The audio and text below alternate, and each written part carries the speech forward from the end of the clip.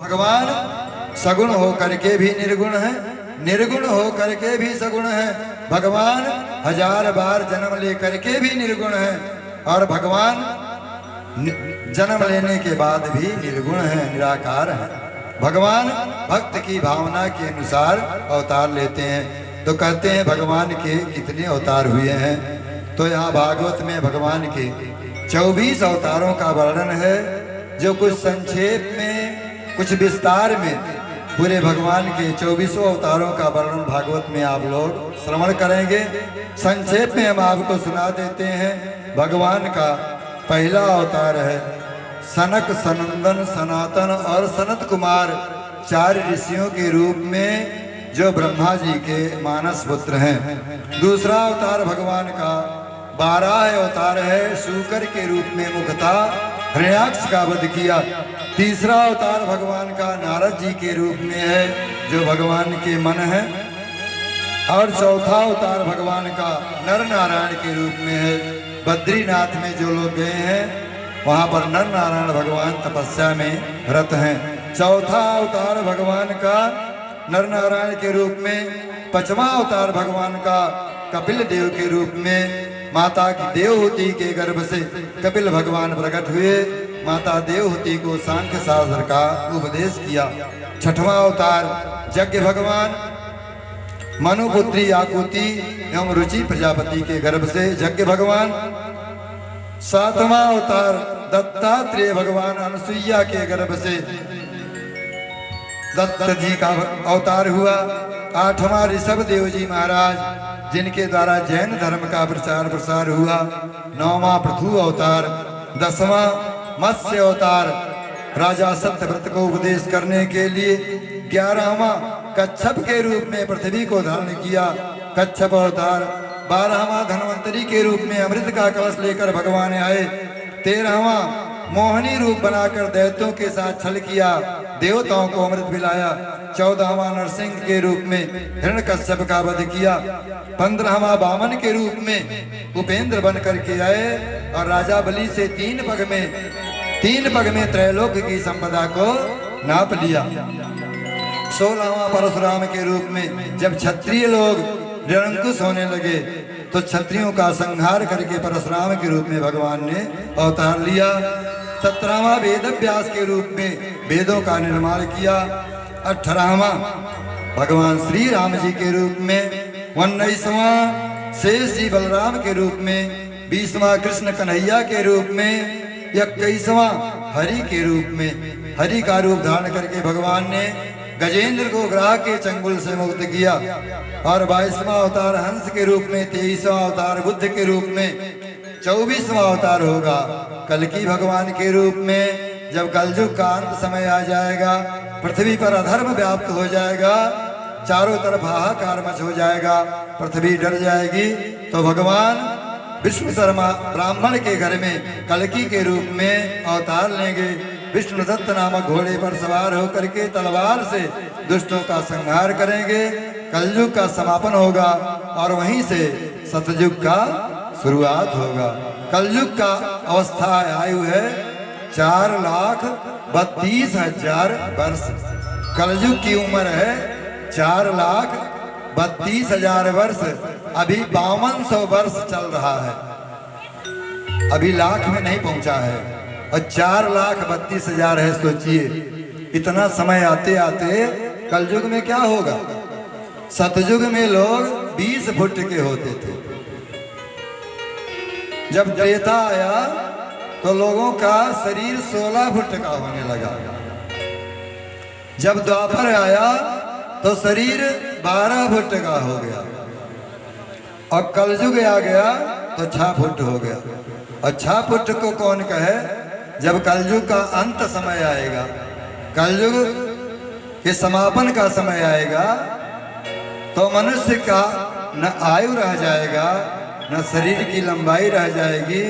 आदमी लग्गी लेकर चना जोड़ेंगे और उम्र कितनी रह जाएगी।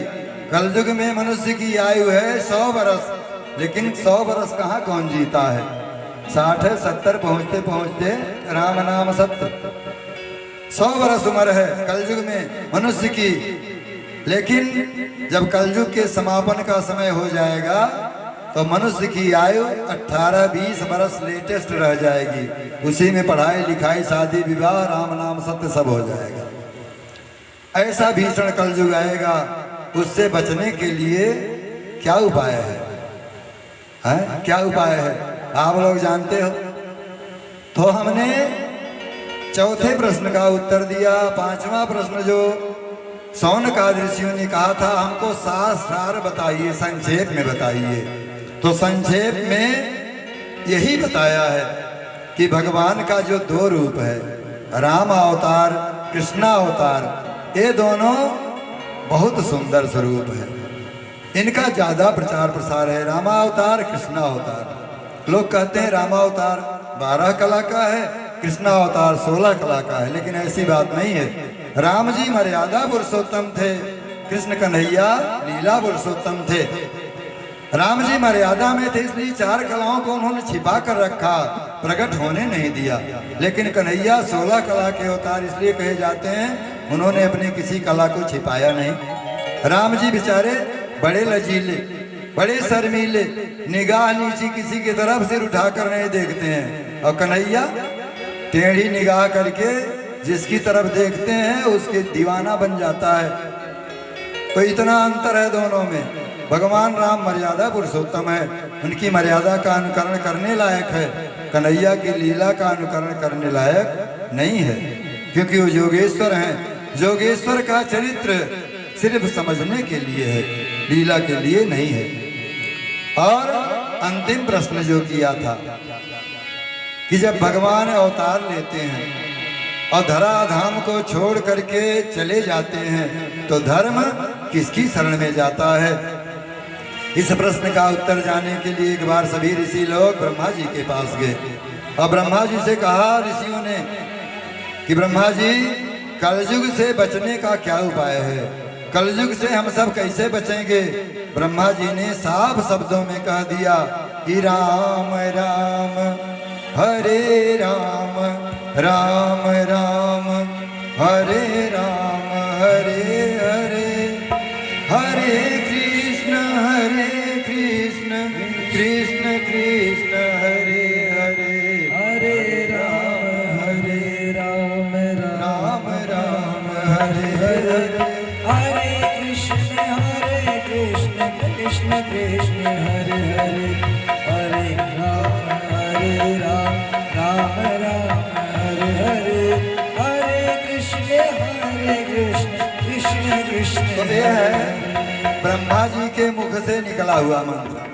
ब्रह्मा जी के मुख से जो निकलता है उस मंत्र का नाम क्या पड़ता है? वेदांत, वेद का मंत्र है। इस मंत्र को नहा धुल करके स्वस्थ हो करके एकदम पवित्र हो करके जपा जा सकता है। लेकिन चैतन्य महाप्रभु आदि ऋषियों ने सोचा कि कलयुग में लोग शुद्धता नहीं रख पाएंगे, लोग शुद्ध नहीं रह पाएंगे, फिर क्या किया जाए? इस वेद के मंत्र को नाम महामंत्र बना दिया चैतन्य महाप्रभु ने। क्या किया? उल्टा कर दिया। पहले राम नाम नहीं, पहले हरे कृष्ण जपो। इससे राम नाम मंत्र महामंत्र हो जाएगा। इसको चाहे आप भोजन करके जपो, चाहे बिना भोजन किए जपो, चाहे नहा कर जपो, चाहे बिना नहाए जपो, चाहे शुद्ध अवस्था में जपो, चाहे अशुद्ध अवस्था में जपो, चाहे सोते समय जपो, चाहे जागते समय जपो। इसलिए इसको सरल कर दिया, ये नाम महामंत्र हो गया। ये हरे कृष्ण कृष्ण कृष्ण हरे हरे, हरे कृष्ण कृष्ण कृष्ण हरे हरे, हरे राम राम हरे हरे, हरे कृष्ण कृष्ण कृष्ण हरे हरे, हरे राम राम हरे हरे, हरे राम नाम महामंत्र हो गया। इस मंत्र को जप करके हर व्यक्ति भवसागर से पार हो सकता है, ये ब्रह्मा जी ने बताया है। इस मंत्र का सहारा लेकर के हम सब इस भवसागर से पार हो सकते हैं। जप करना चाहिए जब भी समय मिले, सबको जप करना चाहिए।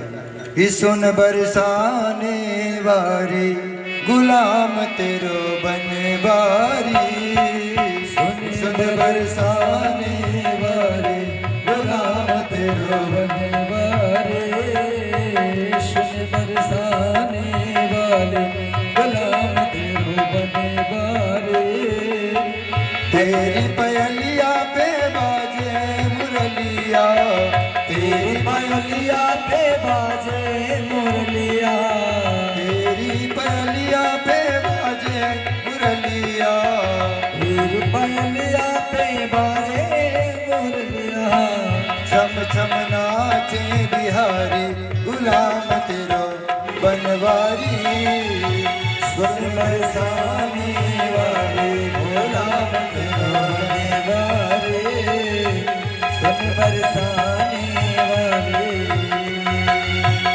बड़े बड़े देवदारे परिठाड़े बड़े बड़े देवदारे परिठाड़े बड़े बड़े देवदारे परिठाड़े बड़े बड़े देवदारे ठाड़े बाट तकत गिरे धारी गुलाम तेरो बनवारी सुन बरसाने वाली गुलाम तेरो बनवारे सुन बरसाने वाले गुलाम तेरो बनवारे वृंदावन के राजा होकर वृंदावन के राजा होकर छाछ पे नाचे मुरारी गुलाम तेरे बनवारी छाछ पे नाचे गिरधारी गुलाम तेरो बनवारे सुन बरसाने वाले गुलाम तेरो बनवारे सुन बरसाने वाले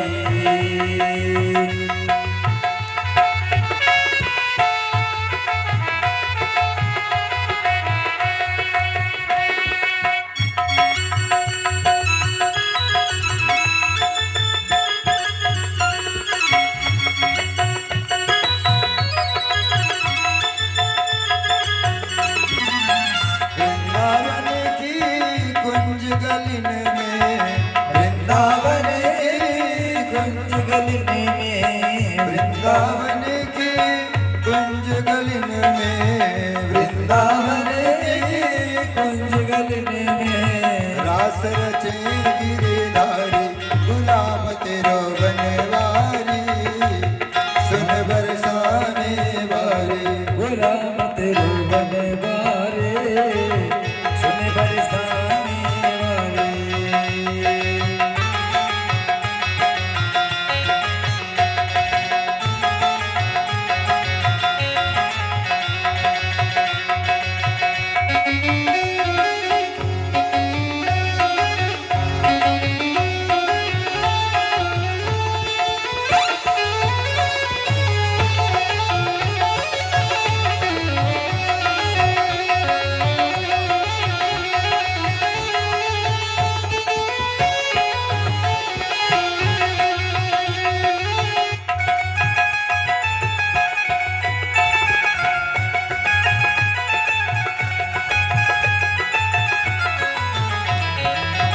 कदम की डाल पे झूला पड़ो है कदम की डाल पे झूला पड़ो है कदम की डाल पे झूला पड़ो है कदम की डाली पे झूला पड़ो है छोटा देवे मुरारी गुलाम तेरो बनवारी छोटा देवे मुरारी गुलाम तेरो बनवारी सुन बरसाने वाले गुलाम तेरो बनवारे सुन बरसाने वाले बड़े बड़े नैनों में झीना झीना कजरा बड़े बड़े नैनों में झिनो झिनो कजरा झीना झीना कजरा हो झीना झीना कजरा झिनो झिनो कजरा झिनो झिनो बड़े बड़े नैनों में झीना झीना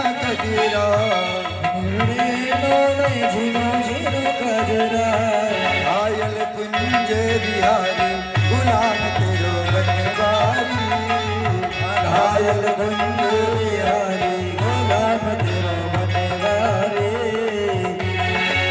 बनवारी हो गिरधारी बनवारी हो गिरधारी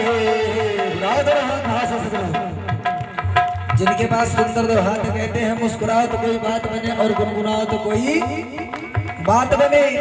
खामोश बैठने से कोई फायदा नहीं है। दोनों हाथ ऊपर के भाव से ताली बजाओ तो कोई बात बनी। दोनों हाथ से ऊपर करेंगे जिनके पास हाथ और गाते हो क्या बरसाने की घोरी साकेरी बरसाने की घोरी साकेरी मागत दान बिहारी गुलाम तेरो बनवारी मागत दान बिहारी गुलाम तेरा बनवारी सुन बरसाने वाले गुलाम तेरा बनवारी सुन बरसाने वाले गुलाम तेरा सब लोग बाहर से गाएंगे बनवारी हो गिरधारी बनवारी हो गिरधारी आसने बरसाने वाले गुलाम तेरो बनवारी सुन बरसाने वाले गुलाम तेरो बनवारी सुन बरसाने वाले गुलाम तेरो बनवारी। बोले वृंदावन बिहारी लाल की जय आनंद कंद भगवान की जय।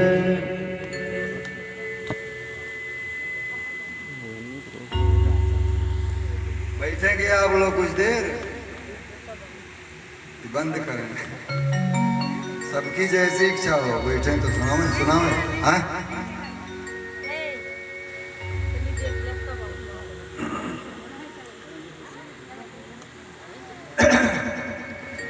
बैठिए थोड़ी देर बैठिए हाँ आधा घंटे। प्रश्न किया ये व्यास जी कौन है। बार बार बात आती है व्यास जी ने भागवत कथा की रचना की भागवत की रचना किया। श्री रमेश चंद्र मिश्रा जी मिश्रौलिया के आपके द्वारा भागवत भगवान के चरणों में 100 मुद्रा समर्पित हुई है। भागवत भगवान आपके परिवार का आपका कल्याण करें। बोली भागवत भगवान की जय। तो भागवत भगवान के बारे में प्रश्न किया ऋषियों ने कि व्यास जी ये कौन हैं और जिन्होंने इस भागवत संहिता की रचना की। उत्तर में बताते हैं कि ब्रह्मा जी के पुत्र हुए वशिष्ठ, वशिष्ठ के बेटा हुए शक्ति, शक्ति के पुत्र हुए पराशर और पराशर के पुत्र हुए व्यास। पराशर जी सत्यवती के गर्भ से व्यास जी का जन्म हुआ। पराशर जी एक बार यात्रा में कहीं जा रहे थे। संजोग से रास्ते में एक नदी पड़ी। उस नदी पर एक मत्स्यगंधा नाम की कन्या थी, मछुआरे की। वो नाव लेकर के नदी पार करती थी, पार कराती थी। संजोग से उसका पिता नहीं था और वही कन्या नाव चला रही थी। पराशर जी नदी के किनारे पहुंचे और उस पार जाने के लिए नाव को बुलाया तो मत्स्यगंधा नाम की कन्या नाव को लेकर आई। पराशर जी नाव में सवार हुए, लेकिन नाव जब बीच जलधारा में पहुंची तो पराशर जी उस मत्स्यगंधा नाम की कन्या पर मोहित हो गए। उसका नाम था मत्स्यगंधा। मत्स्यगंधा मतलब मछली के समान दुर्गंध उसके शरीर से आती थी, ऐसी कन्या होती। लेकिन पराशर जी उस कन्या पर मोहित हुए और उस कन्या से प्रणय याचना की। इस कन्या ने कहा महाराज आप ऋषि महात्मा हो, आप क्या करना चाहते हो। हम एक कन्या है और वही मछुआरे की कन्या है, हमारे शरीर से दुर्गंध निकलती है मछली के समान। आप इस प्रकार से मेरे साथ बर्ताव क्यों करना चाहते हो। तो पराशर जी ने कहा कि देखो, तुम्हारा जन्म इसलिए हुआ, जिस उद्देश्य से हुआ है, उस उद्देश्य की पूर्ति करने के लिए मैं तुम्हारे साथ प्रणय संबंध करना चाहता हूँ। तुम्हारे गर्भ से जो बालक होगा वो साक्षात भगवान वही वेद की रचना करेगा। उसने कहा, महाराज दिन की बात है, दिन है, मैं कन्या हूँ, मुझे लोग क्या कहेंगे, मैं गर्भवती हो जाऊंगी। पराशर जी ने कहा, कोई बात नहीं है। उन्होंने अपनी माया के द्वारा वहां कुहरा पैदा कर दिया। कुहरा हो गया, घोर अंधकार हो गया। और उन्होंने कहा कि मेरे वीर से जो पुत्र होगा, तुम तब भी कुंवारी बनी रहोगी, तुम्हें कभी भी इसका भान नहीं होगा और लोग तुम्हारी पूजा करेंगे। तो पराशर ऋषि के द्वारा मत्स्यगंधा के उदर से व्यास जी का जन्म हुआ और जन्म लेते ही व्यास जी माता को प्रणाम किए।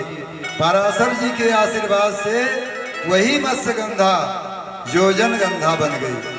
जिसका शरीर मछली के समान दुर्गंध करता था, उसी का शरीर 1 योजन तक सुगंधित रहता था उसके शरीर से। वही सत्यवती नाम पड़ा उनका। आगे चलकर इन्हीं के साथ राजा शांतनु का विवाह हुआ, जिनसे आगे चल करके कौरव पांडव वंश का विस्तार हुआ। शांतनु के पुत्र हैं भीष्म पितामह। तो यही मत्स्यगंधा के उदर से, माता सत्यवती के उदर से व्यास जी का जन्म हुआ।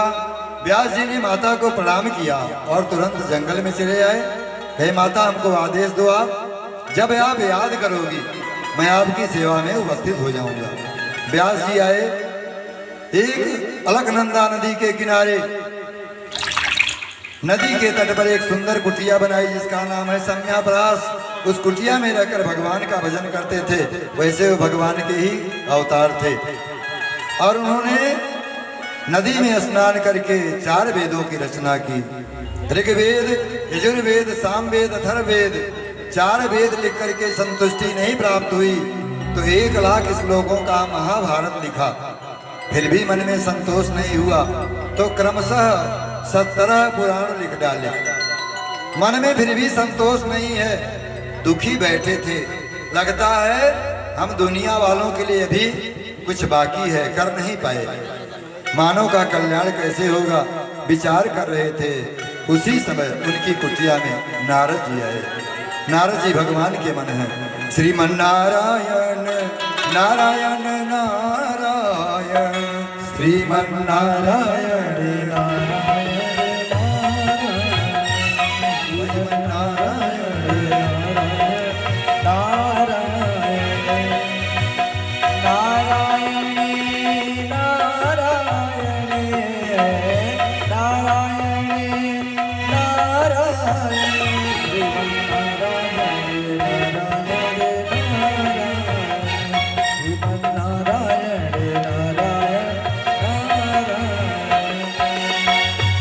राम नारायण नारायण नारायण, राम नारायण नारायण नारायण, लक्ष्मी नारायण नारायण नारायण, लक्ष्मी नारायण नारायण नारायण,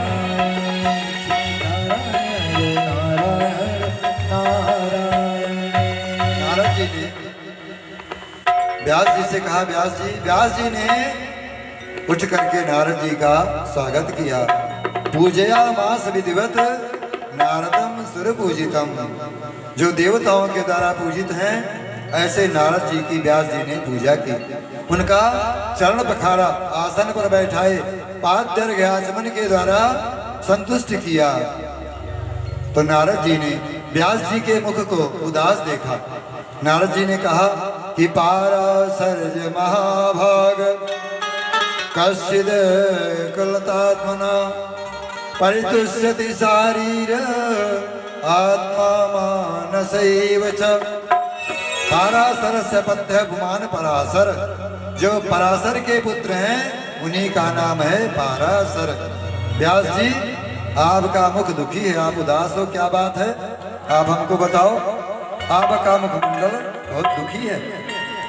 व्यास जी ने कहा नारद जी क्या बताऊं, हमने 4 वेद लिखा, 1 लाख श्लोकों का महाभारत लिखा, क्रमशः 17 पुराण लिखा, लेकिन हमारे मन में संतुष्टि नहीं है। हम उदास हैं, लगता है हम दुनिया वालों के लिए भी कुछ कर नहीं पाए। नारद जी ने कहा हम बताऊं, व्यास जी ने कहा बताइए। नारद जी ने कहा आपने जो वेद लिखा, वेद की भाषा बड़ी कठिन है, वेद कौन समझता है? बहुत पढ़ा लिखा होगा तब वो वेद का अर्थ हो सकता है लगा ले, उस वेद को दुनिया वाले क्या समझेंगे? तो दुनिया के ऊपर उस वेद का कोई प्रभाव पड़ने वाला नहीं है, उससे दुनिया वालों को संतुष्टि नहीं मिल रही है। आपने 1 लाख का महाभारत लिखा, 1 लाख श्लोकों का, 1 लाख श्लोक पढ़ने भर को फुर्सत किसको कहाँ है? आपने 17 पुराण बारी बारी लिखा, लेकिन किसी पुराण में आपने भगवान की कीर्ति का, भगवान के जस का, भगवान के गुणानुवादों का वर्णन नहीं किया। जब आप भगवान की सुंदर सुंदर कथाओं को गाएंगे, सुंदर सुंदर लीला का वर्णन करेंगे, तो दुनिया वाले उसको समझेंगे, और जब समझेंगे तो उनको सुख प्राप्त होगा, और भगवान की लीला कथा श्रवण करके सब सुखी होंगे, भगवान की कृपा उनको प्राप्त होगी। आपके दुख का मात्र कारण है कि आपने अब तक जो कुछ लिखा वो दुनिया वालों की बुद्धि से परे है, दुनिया वाले नहीं समझ सकते हैं। आप श्रीमद् भागवत की रचना करो, भगवान के सुंदर सुंदर कथाओं का वर्णन करो, इससे दुनिया वाले प्रसन्न होंगे और आपका मन भी प्रसन्न होगा। देखिए व्यास जी, हंस जो कि हंस मानसरोवर में रहता है, वो हंस कभी कीचड़ भरे तालाब में नहीं जाता है, कीचड़ में हंस कभी नहीं उतरता है, क्योंकि मानसरोवर का हंस मोती चुनता है, वो कौवे के समान कीचड़ में विहार नहीं करता है। इसलिए आपके भागवत का समाज पर कोई प्रभाव नहीं पड़ रहा है। आपकी कथाओं का, आप भागवत की रचना करो, आपके पुराणों से दुनिया वालों से कोई मतलब नहीं। व्यास जी ने कहा शरीर वृद्ध हो गया, अब कमजोर हो गया, लिखते लिखते कितना लिखें, अब इतनी शक्ति नहीं रह गई है। नारद जी ने कहा व्यास जी ऐसा है, आप क्यों कहते हो? एक बात बताओ, हमको देखो, हमारा आप वर्णन सुनो। मैं पूर्व जन्म में, इसके पहले के जन्म में एक दासी का पुत्र था। मेरी माँ दासी थी, दूसरे का जूठा बर्तन मांजती थी, सेवा करती थी, तब जाकर 2 रोटी मिलता था, और मैं अपनी माँ का इकलौता संतान था। मैं पूर्व जन्म में दासी का पुत्र था। मैं जब जन्म लिया मेरे पिताजी का देहांत हो गया, माता अकेली हो गई। अब मेरी माँ क्या करे? मेरी माँ मुझको लेकर के एक पंडित जी के घर चली गई। पंडित जी से बोली बाबा हमारे घर में कुछ है नहीं, पति रहे नहीं, एक छोटा सा बेटा है, इसका पालन पोषण कैसे करें? हम आपके घर में जो आप कहोगे सेवा करेंगी, हमको 2 वक्त का प्रसाद चाहिए, 2 वक्त की रोटी चाहिए, हमारा भी पेट पल जाएगा, हमारा बच्चा भी पल जाएगा। नारद जी कहते हैं हमारी माँ हमको लेकर ब्राह्मण के घर में गई। पंडित जी ने कहा कोई बात नहीं बेटी, जाओ घर में पंडिताइन है, उनसे पूछ लो, जो काम कहें, जो सेवा कहें, उस काम को करके आराम से हमारे घर में आश्रम में रहो। आश्रम माने क्या होता है? आश्रम माने जहां पहुंच करके, श्रम माने थकावट दूर हो जाए, उसको कहते हैं आश्रम। तो संतों के आश्रम में मेरी माँ गई। मेरी माता को पंडित जी ने काम दे दिया गौ सेवा। मेरी माँ गाय की सेवा करती थी, गाय को चारा डालती थी, गाय का दूध निकालती थी, गाय का गोबर हटाती थी, गौ सेवा करती थी, और मैं अपनी माँ के साथ रहता था आनंद से। एक बार कुछ महात्मा पंडित जी के घर चतुर्मास करने आए। संत लोग 4 महीना बरसात में एक जगह बैठ करके चतुर्मास करते हैं, भजन कीर्तन करते हैं, एक जगह रुक करके सुंदर सुंदर कथाएं करते हैं। तो पंडित जी के घर पर कुछ महात्मा आए चतुर्मास करने। तो महात्मा लोग जब आए तो उनकी सेवा हमारी माँ भी करती थी, मैं भी करता था, उनका जूठा बर्तन मांजता था। उन लोगों के लिए, ऋषियों के लिए मैं जंगल से फूल पत्ते तोड़ कर लाता था, उनके लिए लकड़ी बीन कर लाता था, हवन करते थे। महात्मा लोग जब पूजा करने बैठते थे तो झाड़ू लगाता था। महात्मा लोग जब भोजन करके उठते थे तो उनका शीत प्रसाद, उनका जूठा अन्न मैं खाता था। शीत प्रसाद खाने से, महात्माओं के शीत प्रसाद से हमारी बुद्धि पवित्र हो गई। महात्मा लोग 4 महीने तक रहे। महात्माओं के साथ बैठकर मैं भी खूब भजन करता था, खूब कीर्तन करता था। लेकिन जब महात्मा जाने लगे, 4 महीना पूरा हुआ, तो मैंने महात्माओं के साथ चलने का जिद किया। हमने कहा बाबा हमको भी अपने साथ ले चलो, आपके साथ चलेंगे, भजन कीर्तन करेंगे, आपकी सेवा करेंगे, हमको यहाँ मत छोड़ो। मेरी मैया ने कहा बाबा मैं वृद्ध हो गई, बूढ़ी हो गई, पति रहे नहीं, एक बेटा है मेरे, बुढ़ापे की लकड़ी है, इसको आप लोग मत ले जाना साथ में। बेटा रहेगा तो मेरा जीवन भी बसर हो जाएगा, एक इसका विवाह कर दूंगी, बहू घर में आ जाएगी, हमारा भी जीवन बीत जाएगा। तो महात्मा लोग से नारद जी कहते हैं मैं कह रहा था कि हमको साथ ले चलो, और मेरी माँ कहती थी कि बाबा हमारे बच्चे को साथ मत ले जाओ। संतों ने हमारी माँ से कहा कि बेटा घबराओ नहीं। संतों ने हमको समझाया बेटा तुम्हारी माँ बड़ी भोली है, बड़ी सीधी है, माँ की सेवा करो, माँ के साथ में रहो, और जो हम मंत्र दे देते हैं तुमको, इसी मंत्र का जप करना। तो संतों ने जाते समय हमको मंत्र दे दिया, 12 अक्षर मंत्र, ओम नमो भगवते वासुदेवाय, और संत चले गए। मैं बहुत छटपटाया संतों के साथ जाने के लिए, क्या करता। संतों ने कहा ठीक है, माता जी जब नहीं रहेंगी तो चाहना चले आना हमारे पास। मेरे मन में हुआ माता जी अगर पधार जाती तो जल्दी छुट्टी मिलता, चलता, मैं संतों के साथ में भजन करता। संजोग से एक दिन माता जी अंधकार में, रात्र थी, अंधेरे में गाय दुहने के लिए जा रही थी। तो संजोग से रास्ते में काला नाग था, नाग के ऊपर मेरी माता जी का पैर पड़ गया, नाग ने मेरी माता को डस लिया, मेरी माँ मर गई। पहले तो मैं खूब रोया, फिर बाद में सोचा चलो माँ का अंतिम संस्कार किया, और सोचा माता जी से छुट्टी मिली, चलो संतों के पास चलते हैं। जंगलों में गया, संत तो पता नहीं कहाँ चले गए थे, संत मिले नहीं। तो वहाँ सरोवर में स्नान करके पीपल वृक्ष के नीचे बैठ करके उन्हीं संतों के उस दिए हुए मंत्र का मैं जप करने लगा। और जप करते करते जब मैंने जप किया तो मेरे मन में भगवान की खूब सुंदर सांवली सलोनी छटा विराजमान हो गई। मैंने सुंदर भगवान के स्वरूप का दर्शन किया। जब दर्शन किया, नेत्र खोला तो सामने भगवान खड़े थे। भगवान का दर्शन किया, लेकिन भगवान का वह शरीर और रूप तुरंत अदृश्य हो गया। मैं बहुत छटपटाने लगा। मैंने कहा प्रभु आपने हमको दर्शन ही क्यों दिया जब आपको चले जाना था, अंतर ध्यान होना था।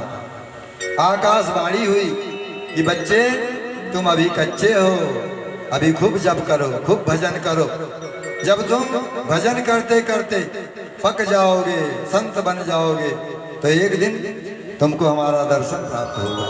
तो मैं उसी 12 अक्षर का मंत्र जप करने लगा, और जप करते करते काफी समय बीत गया, प्रलय हो गया। जब प्रलय हो गया, सारी दुनिया प्रलय में, समुद्र में डूब गई, सब कुछ खत्म हो गया। तो मैं अगले जन्म में वही दासी का पुत्र, ब्रह्मा जी का पुत्र नारद बन करके प्रकट हो गया।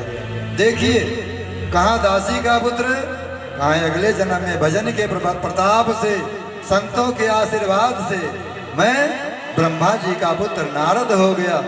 देवदत्तामिमां वीणां स्वर ब्रह्म स्वरूपिणी, हमको ये बीड़ा दे दिया माता सरस्वती ने।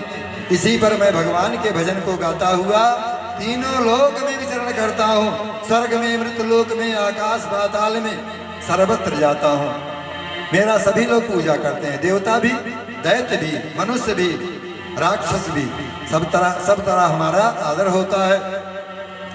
तो जब दासी का पुत्र आज नारद बन सकता है, तो आप व्यास होकर भागवत क्यों नहीं लिख सकते हो। इस प्रकार नारद जी ने समझाया। व्यास जी के हृदय से अपनी 3 अंगुली लगाई और चतुश्लोकी भागवत जो अपने पिता ब्रह्मा से प्राप्त हुआ था नारद जी को, व्यास जी को प्रदान किया। व्यास जी ने उसे अपने हृदय में धारण किया, नदी में स्नान किया और आकर अपनी कुटिया में विराज में भागवत की गंगा प्रवाहित होने लगी हृदय से। तो व्यास जी भागवत को बोलने लगे और गणेश जी बैठ करके लिखने लगे। व्यास जी बोलते गए, गणेश जी लिखते गए। 18,000 श्लोकों की वो भागवत संहिता बनकर तैयार हो गई। जब तैयार हो गई, व्यास जी ने सोचा अब किसको इसे सिखाऊं, किसको पढ़ाऊं। मन में ध्यान आया कि ये भागवतों की संहिता है, भगवान की उत्तम संहिता है, इसे तो किसी सदपात्र को ही सिखाना चाहिए, सबको इसका अध्ययन नहीं करना चाहिए। तो व्यास जी के मन में ध्यान आया कि मेरा बेटा जो जन्म लेते ही सन्यासी हो गया, कल हमने आपको सुखदेव जी के बारे में बताया था, जो जन्म लेते ही घर छोड़कर चला गया, ओ मेरा बेटा इस भागवत को पढ़ने का सच्चा अधिकारी है, क्योंकि भगवान का सच्चा भक्त है। लेकिन घर छोड़कर चला गया जंगल में, उसे कहाँ मैं ढूंढूं, कहाँ उसका पता लगाऊं, कैसे मिलेगा, कैसे हम उसको भागवत पढ़ावेंगे, ऐसा मन में विचार किया। तो व्यास जी ने अपने 4 शिष्यों को बुलाया और 4 शिष्यों को भागवत का एक एक श्लोक याद करवा दिया, रटा दिया और कहा जाओ इन्हीं श्लोकों को चारों दिशाओं में घूम घूम करके खूब गाओ। चारों शिष्य उनके गाते हुए उन्हीं श्लोकों को वन पर्वत कंदराओं में, जंगलों में घूमते हुए इसी श्लोक का गान करने लगे। संजोग से जहां पर सुखदेव भगवान निर्गुण ब्रह्म की समाधि में बैठे थे, पर्वत की कंदरा में एक चेला उधर से गुजरा और प्रथम श्लोक उसने गुनगुनाया कि बराह पीडन नटवर बपु कर्णयो कर्णिकारम बिभ्रदवास कनक कपिशं वैजयंतीं च माल्यं रन्नानरेरुरधर सुरया पूरयन् गोपवृन्दै वृन्दारण्यं स्वपदरमणं प्राविशद गीत कीर्ति। इस श्लोक का अर्थ क्या है? बराह पीडन, बराह कहते हैं मोर को। भगवान श्री कृष्ण अपने सिर पर मोर पंखों का मुकुट धारण किए हैं। आभीड माने मुकुट, बराह पीडन मोर पंख का मुकुट है। नटवर बपु श्रेष्ठ नट के समान सुंदर सांवला शरीर जिनका है। कर्णयो कर्णिकारम कान में फूल धारण किए हुए हैं, कान पर फूल रखे हैं, जंगली फूल। बिभ्रदवास सुंदर वस्त्र है। कनक कपिशम वैजयंतीम च माल्यम पीतांबर ओढ़े हुए हैं, गले में वैजयंती माला धारण किए हुए हैं। रंधान रेणु अपने अधरों पर बंसी का निनाद करते हैं, अपने ओठों पर बंसी धारण करते हैं। अधर सूर्या पूरयन गोप वृंदई, साथ में गोप ग्वाल भी हैं। गाय चलाने के लिए भगवान इस सुंदर स्वरूप में वृंदावन में प्रवेश करते हैं। सुखदेव जी पर्वत की कंदरा में निर्गुण ब्रह्म की समाधि में थे। जब इस श्लोक को सुना खुश हो गए, अरे ऐसे सुंदर भगवान का तो हम भी दर्शन करेंगे, ऐसे भगवान का तो दर्शन करना ही चाहिए। उठकर खड़े हो गए, चलो हम भी ऐसे भगवान का दर्शन करें। फिर मन में विचार आया कि जो बहुत सुंदर होता है ऐसा न हो, दयालु न हो, दया न हो, हमको अपने साथ रखें या न रखें, तो सुंदर होकर क्या करेंगे अगर हमको साथ नहीं रखेंगे, हम यहाँ से जाकर क्या करेंगे। मन में विचार आया, तुरंत बैठ गए कि पता नहीं दयालु हैं कि नहीं, सुंदर तो है भगवान, चलना चाहिए उनके पास। तुरंत दूसरा चेला आ गया और दूसरे चेले ने दूसरा श्लोक गुनगुनाया किया हो बकीयम स्तन कालकूटम जिघांसया पाययदप्य साधि लेभे गतिम धात्रचितां ततोन्यम कंबा दयालुम शरणं ब्रजेम। दूसरा चेला कहता है कि अरे वो बकी, बकी माने बकासुर की बहन, बकी माने पूतना। पूतना जब मेरे प्रभु कन्हैया 7 दिन के थे, कंस के द्वारा भेजी गई अपने स्तनों में कालकूट विष लगा करके पूतना भगवान को मारने की इच्छा से गई कि अपना स्तन पान कराऊंगी, विष पिलाऊंगी, मर जाएगा। और जा करके भगवान को विष पिलाया, अपना स्तन पान कराया। लेकिन मेरे प्रभु कितने बड़े दयालु, ऐसी राक्षसी पूतना जो विष पिलाकर स्तन में लगा करके भगवान को मारना चाहती थी, ऐसी पूतना को भगवान ने मारने के बाद सदगति दे दी, उसको वैकुंठ भेज दिया। भगवान ने कहा मेरी माँ के समान इसने अपना दूध, अपना स्तन पिलाया है, इसलिए मैं इसे वही गति दूंगा जो बहुत दिनों के बाद मेरी माता जसोदा को मिलेगा। तो भगवान इतने बड़े दयालु हैं कि जो उनको जहर पिलाने गई, ऐसी राक्षसी को भगवान ने सदगति प्रदान किया। इतना बड़ा दयालु कौन होगा। अब की बार सुखदेव जी उठकर खड़े हो गए, कहे भगवान सुंदर भी हैं, भगवान दयालु भी हैं, इसलिए ऐसे भगवान की शरणागति जरूरी है। दौड़ कर आए, बोले भैया 2-4 श्लोक और सुनाओ। बड़ा सुंदर श्लोक सुनाया आपने। चेले ने कहा हमारे गुरु जी के पास 18,000 श्लोक है, इसे हमको तो यज्ञ याद कराए थे, वही यज्ञ सुनाए। गुरु जी के पास चलो, 18,000 श्लोक हमारे गुरु जी के पास है।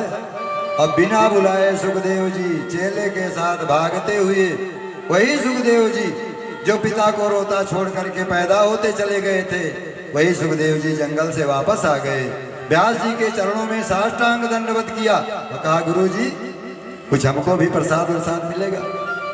और व्यास जी ने सुखदेव भगवान को क्या किया, उनको स्नान ध्यान कराया, मुंडन कराया, यज्ञोपवीत कराया। जन्म लेते ही नार व्यवहार सहित घर से चले गए थे सुखदेव जी। तो व्यास जी ने उनका मुंडन कराया, जनेऊ पहनाया, स्नान करवाया और उसके बाद उनको भागवत संहिता सिखाया। 18,000 श्लोकों को का ज्ञान उनको प्रदान किया।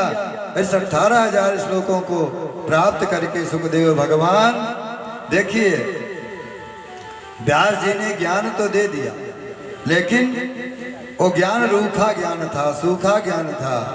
कथा बहुत है, लेकिन कथा मुख से अच्छी लगती है, मीठी लगती है कि खराब लगती है, ये तो श्रोता लोग अंदाज लगाते हैं, वक्ता क्या जाने।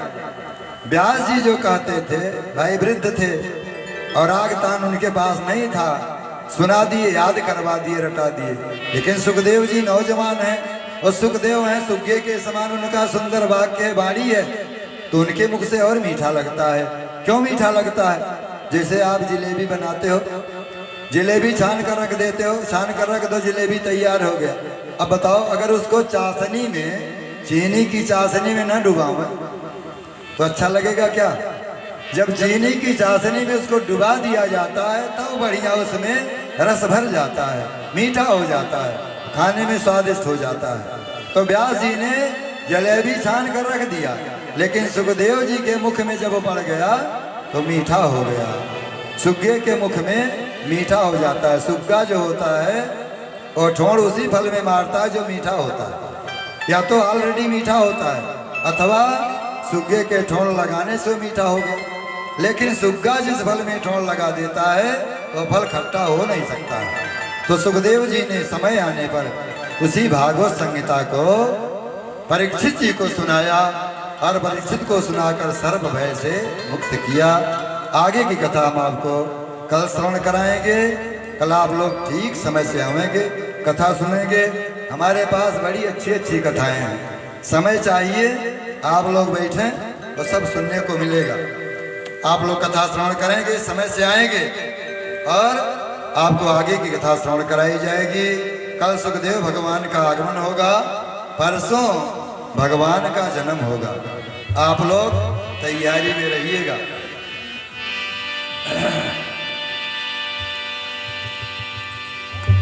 आप लोग एक भजन श्रवण करें, उसके बाद आरती होगी।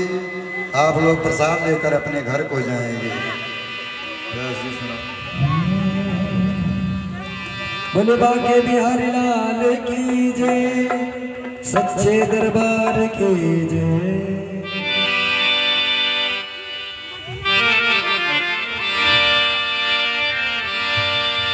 मेरे सरकार का दीदार बड़ा प्यारा है,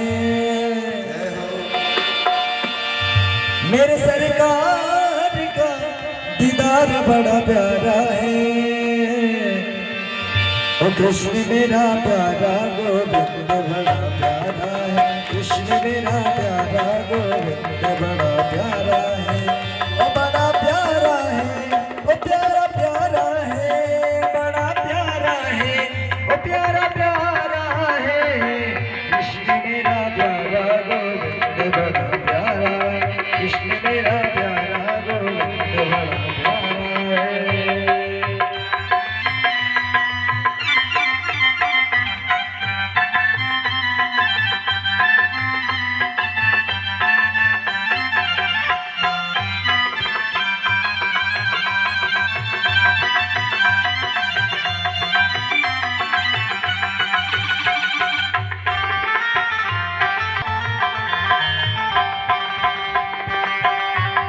दिल को छीन लिया तेरी प्यारी हंसी ने, दिल को छीन लिया तेरी प्यारी हंसी ने। प्यारी अखियों में लगा कजरा बड़ा प्यारा है, प्यारी अखियों में लगा कजरा बड़ा प्यारा है। अच्छा कन्हैया कितने लोगों को प्यारे लगते हैं, हाथ ऊपर करके बताएंगे।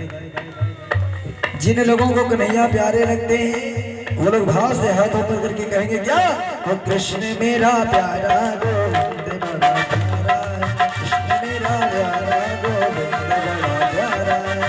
ओ बड़ा प्यारा है, ओ प्यारा प्यारा है, बड़ा प्यारा है, प्यारा प्यारा है।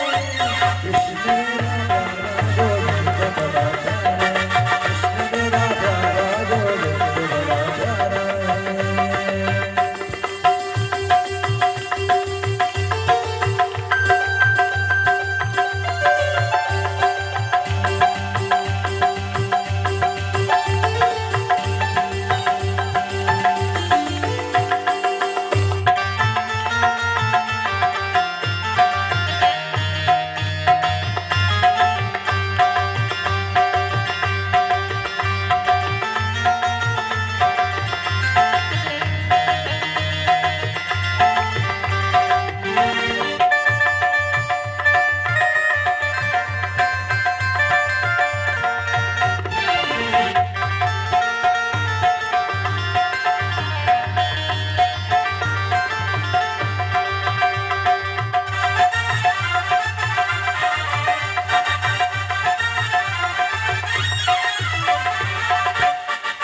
लटों ने लूट लिया जिगर घायल किया, लटों ने लूट लिया जिगर घायल किया।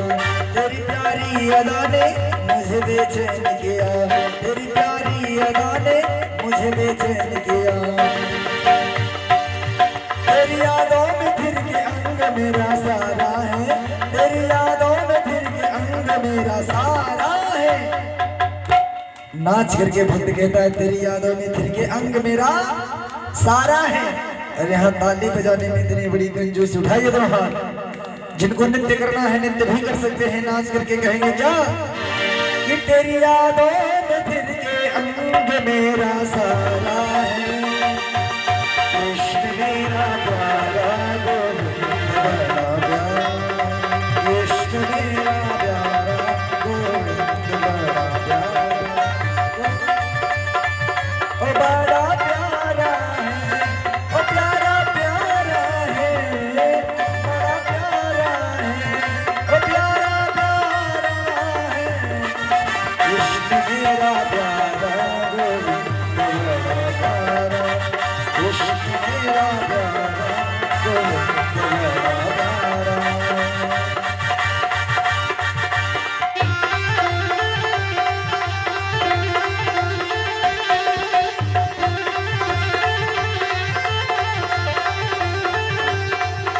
और ऐसे नहीं, सब लोग अपने अपने स्थान पर खड़े हो जाएं और मुख्य जजमान जैसे निवेदन करेंगे दरबार में आ जाएं।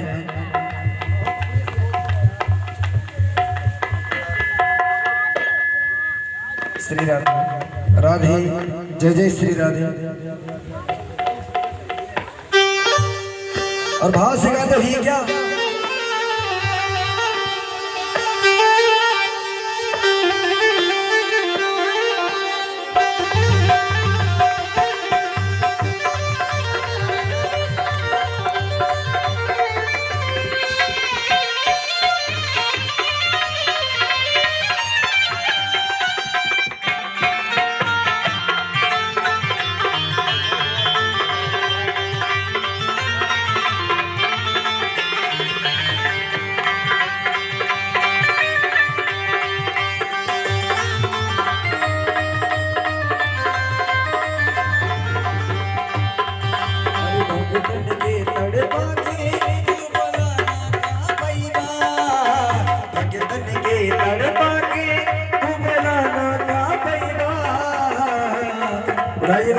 जितने लोग चाहते हैं कि कन्हैया हमारे जीवन में आ जाए वो लोग हाथ ऊपर करके भाव से कहेंगे क्या